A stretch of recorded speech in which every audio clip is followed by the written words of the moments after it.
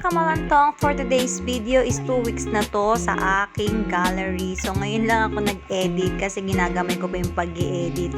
Ngayon ko na lang din siya in-upload. So yung araw na yan is Sabado, dumating yung aking in-order na dining set for sitters po yan.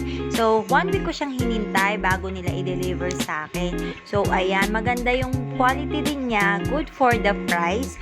At kasi mga na canvas ko sa mga ibang page is mahal, half the price niyan. So worth it ang price niya sa dineliver sa akin na product ng dining set na yan. So matibay siya, hindi siya gumigewang, basta hindi siya gumigewang ganun. Team puti at team kahoy pa rin tayo syempre.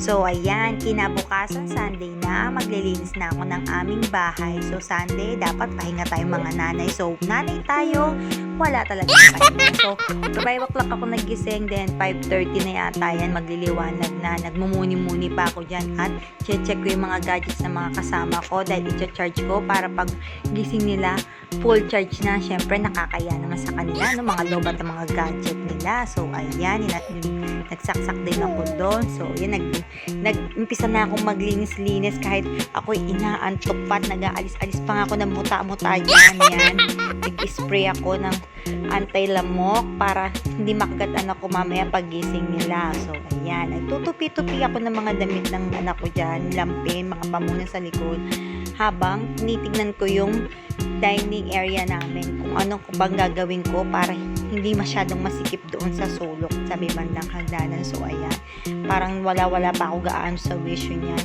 So ayan, nag-iisip pa rin ako dyan kung paano ko siya ayusin kasi gusto ko rin makeover yung dining namin dahil ang bala ko talaga is ayusin lahat ang buong bahay namin.